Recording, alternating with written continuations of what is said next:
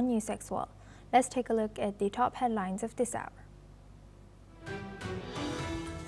U.S. President Donald Trump signs short-term spending bill to reopen the U.S. government. The shutdown was for a record 43 days. The spending package includes full-year funding for the Department of Agriculture, military construction, and legislative agencies. EU Commission President Ursula von der Leyen has stated that reparations loan based on immobilized Russian assets is the most effective option to finance Ukraine. Von der Leyen has also stated that other options to fund Ukraine would be to use headroom in its budget to raise capital.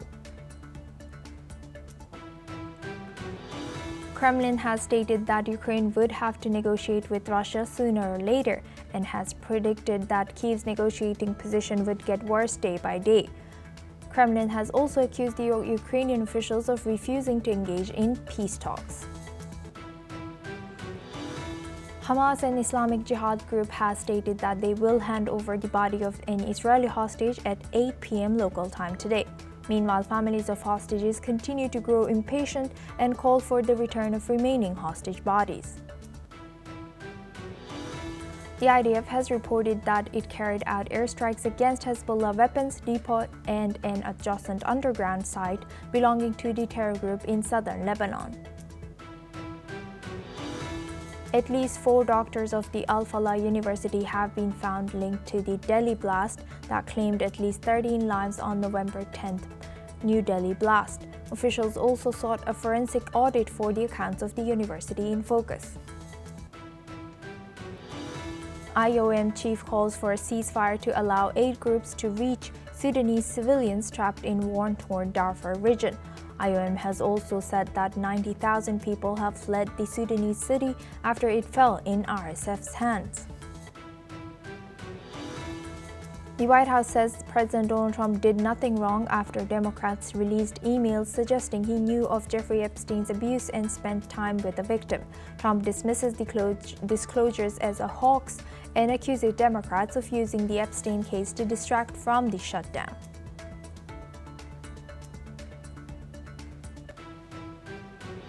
The Palestinian militant groups Hamas and Islamic Jihad have announced that they will hand over the body of an Israeli hostage this evening under a Gaza ceasefire agreement.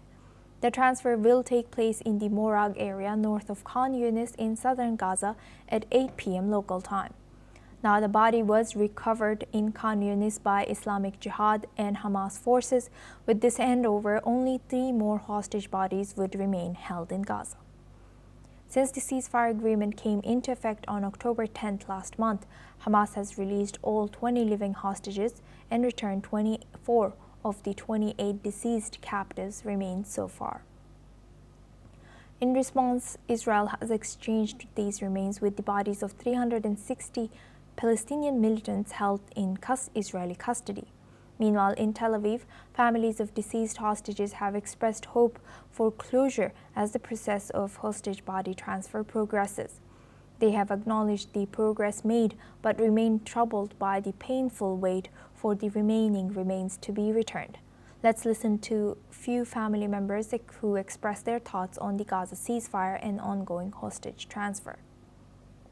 שזו זכות שלנו, שזה מגיע לנו לסיים את הפרק הזה, לשים איזה סוף לסיפור הזה, לדעת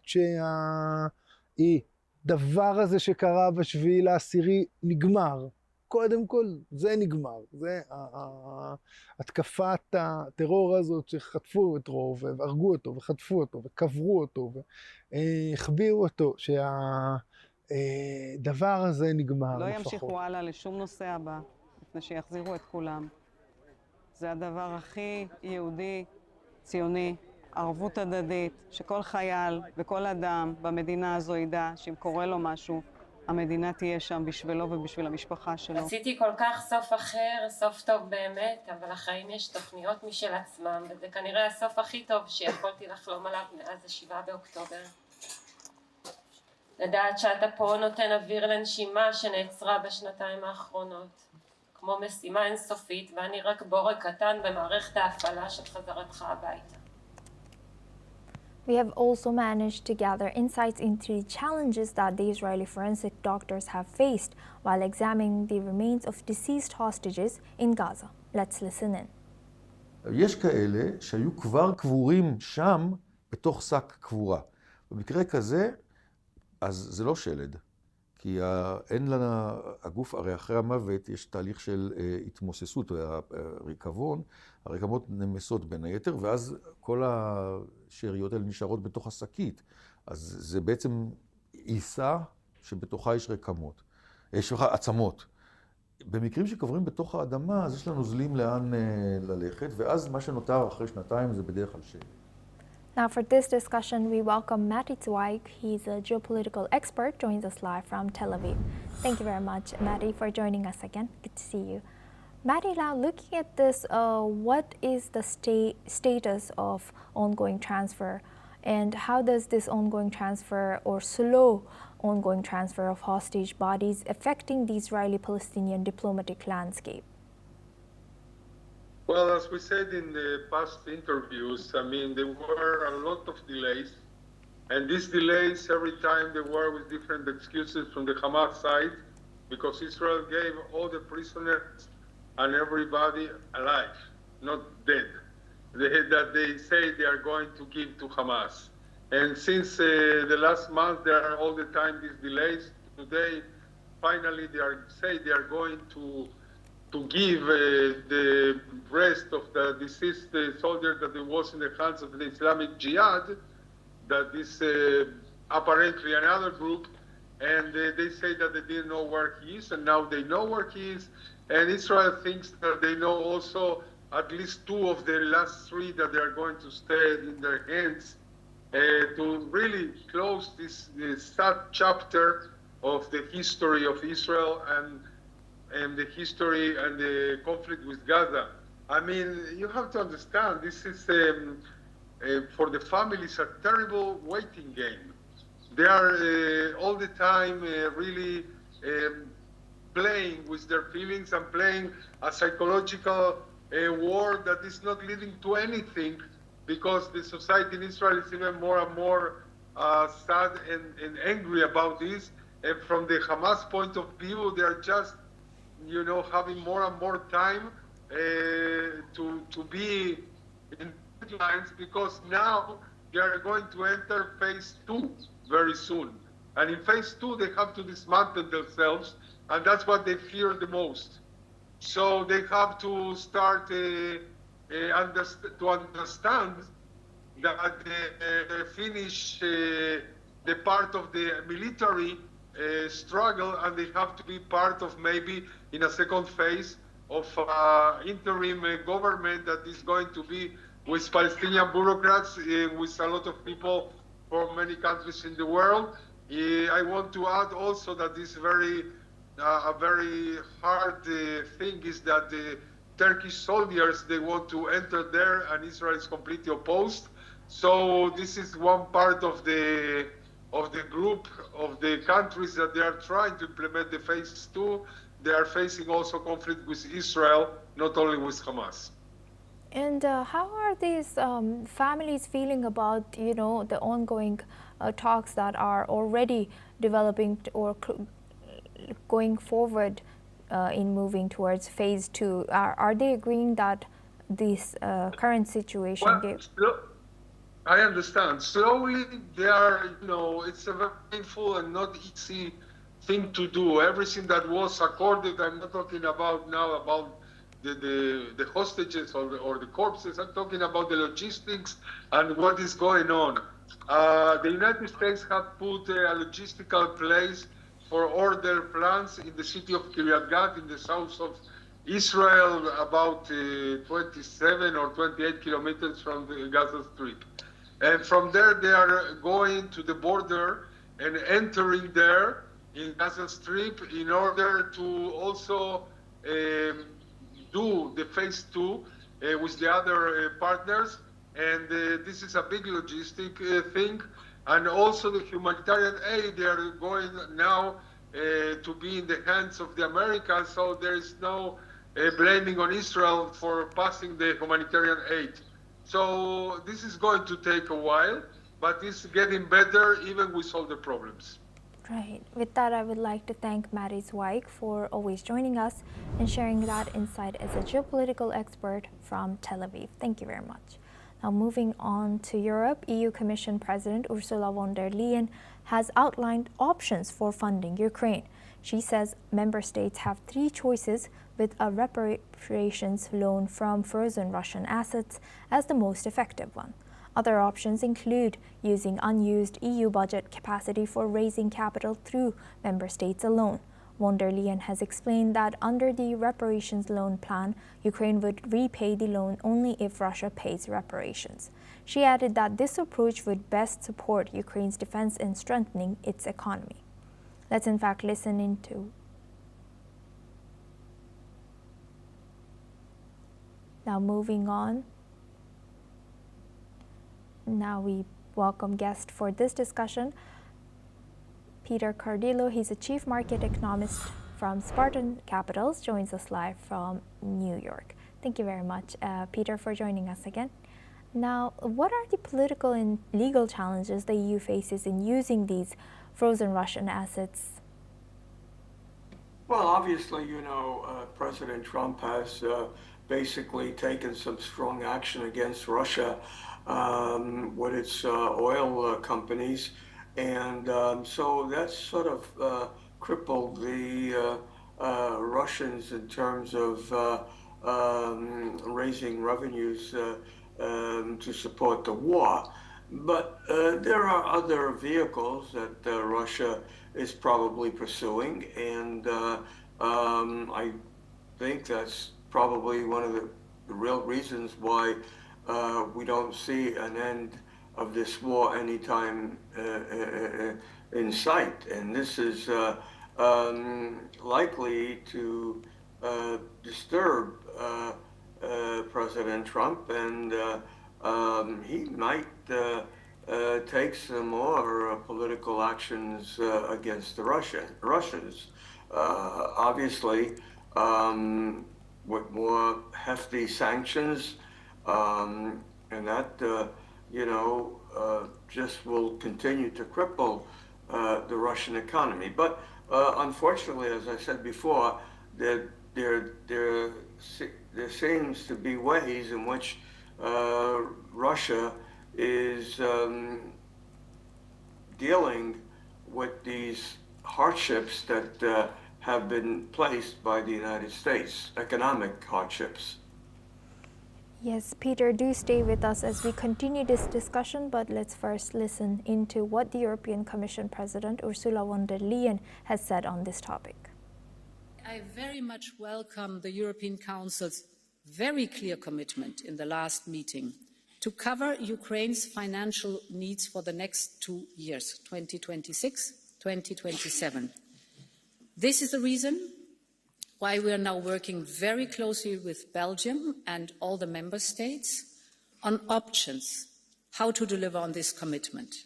It's clear we will deliver and we will cover the financial needs of Ukraine for the next 2 years. The discussion is now on the how.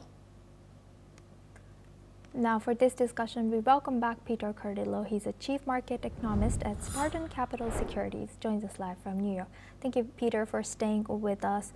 Now, as you were mentioning that, of course, there are cons or questions and issues regarding using these funds or frozen assets towards Ukraine. How is differing positions among the EU member states, such as Belgium's opposition or objections, impacting the EU's unity and effectiveness in supporting Ukraine? Well, could you repeat the last part? I had difficulty in hearing.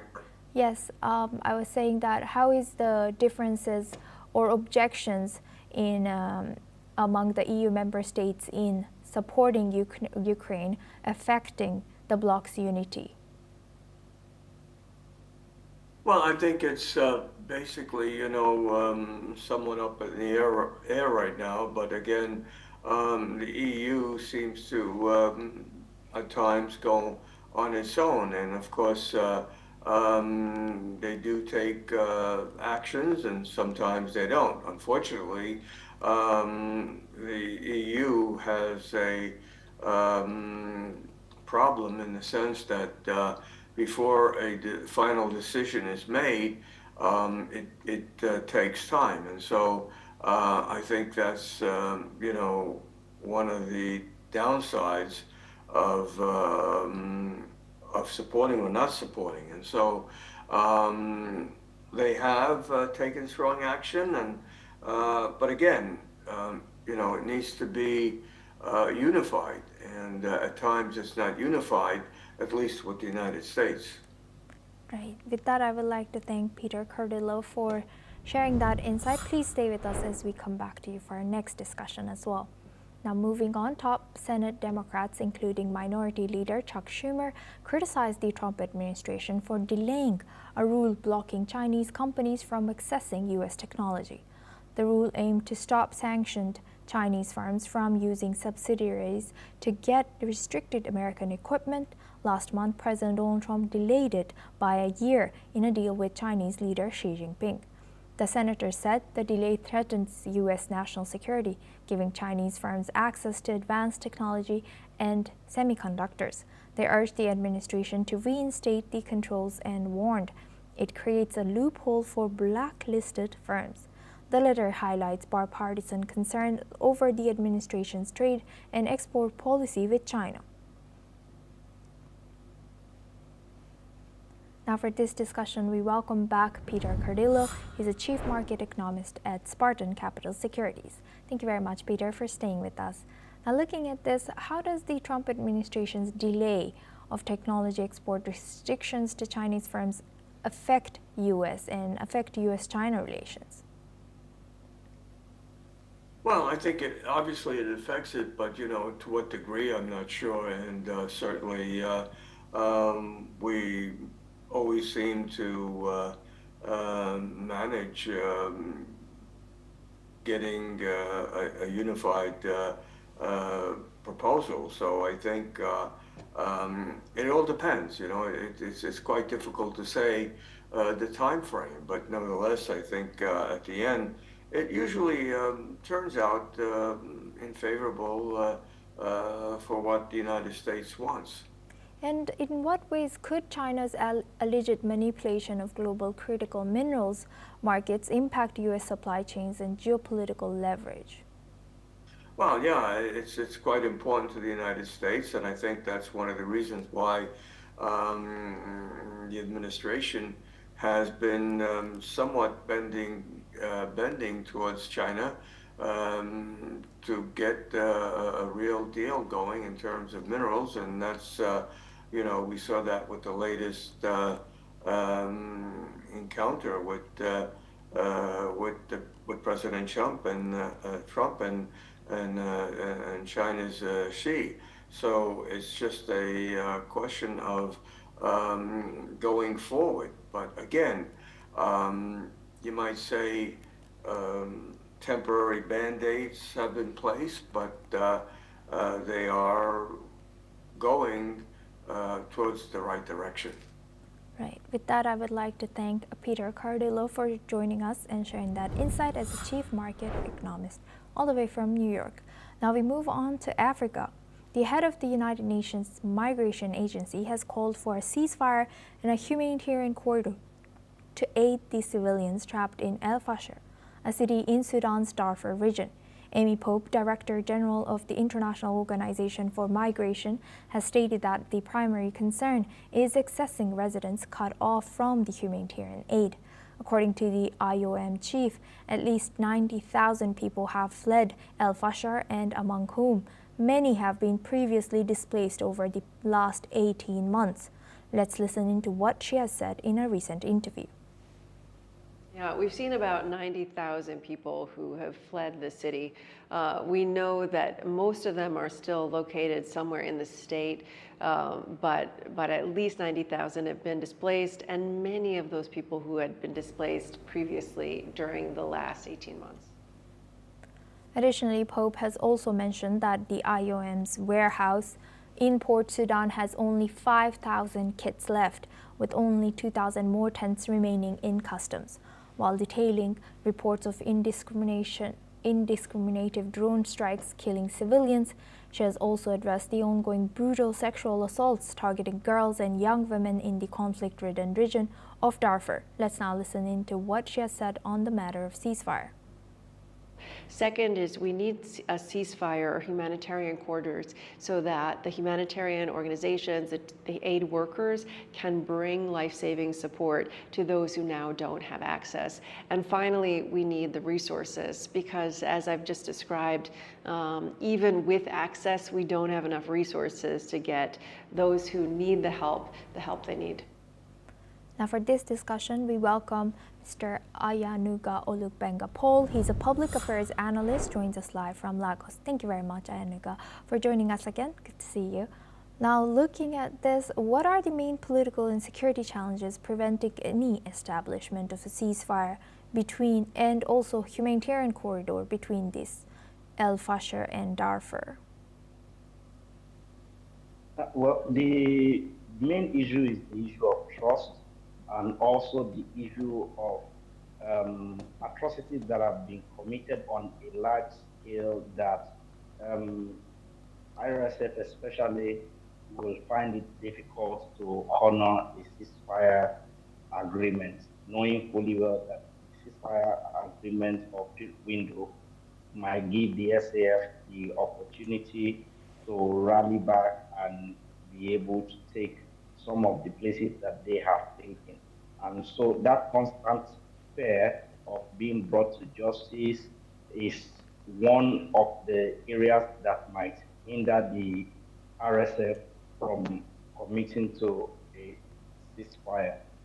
But like the IOM chief has said, it is important that humanitarian aids are allowed to get to the people who are currently displaced, because at the end of the day, if that is not allowed, the RSF on the long run itself might be affected if there is an outbreak of an epidemic, for example, in the area, and there is no way for treatment of those who are injured, who are displaced, who are malnourished, and thereby causing a lot of death on a large scale, apart from the thousands of deaths that they have caused because it has been reported in several quarters that the RSF digging large graves to conceal their genocidal acts in Sudan.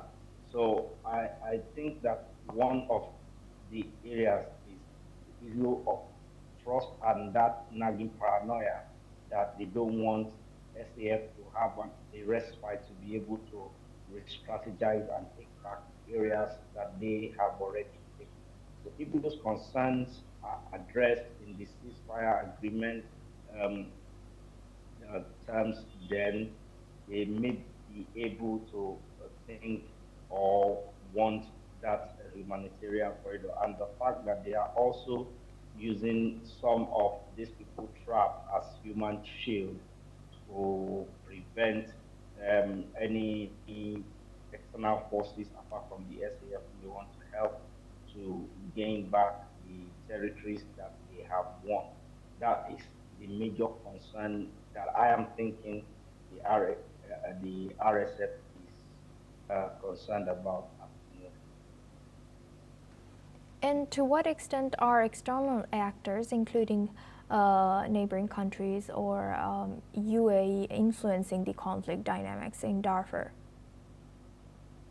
Well, it's a little, too little and also too late, because I've not seen any concrete apart from just talking. And even in their talking, you don't see, apart from the various UN organizations who are on ground and maybe the IOM, you don't get to hear much, if anything at all, from the AU and also from the surrounding countries whom I had hoped that we'll talk, thinking that the spillover from this crisis into their various countries will be unbearable if they not do anything in time. But the fact that many of the surrounding countries also have internal battles that they are trying to quell, and or they are not, they don't want to rear its head. Don't forget that especially in border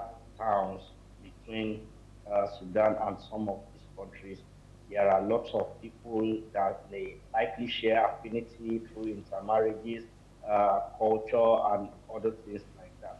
And they don't want those on the side of their country to see any help as an aggression against their siblings or kinsmen in Sudan. So I believe it's one of the reasons why they are not talking. But the earlier everybody rise up to prevent this humanitarian crisis at the genocidal level that is taking place, the better it will be for everyone, especially AU and immediate neighboring countries that surround Sudan, knowing fully well that if there is any pandemic, if there is any, serious health pandemic, even if people are not allowed to cross, the air blows around from one country to the other, and it may carry with it pathogens that would lead to sickness in their country, even though they are not actively involved in the war.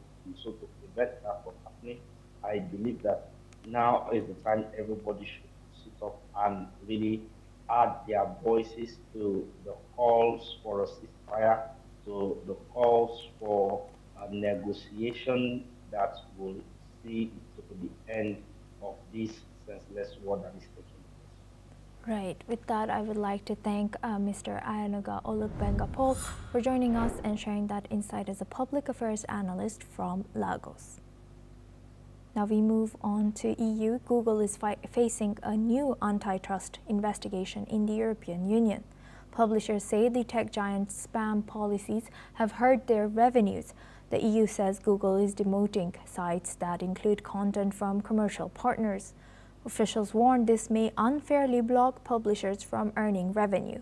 Google defended its policies, calling the probe misguided and citing court rulings supporting its approach. The investigation falls under the EU's Digital Markets Act, which can fine companies up to 10% of global sales. EU Antitrust Chief Teresa Ribeiro says the probe will ensure fair treatment for news publishers across Europe. And that's all we have time for. Keep watching NewsX World for more news updates from around the world.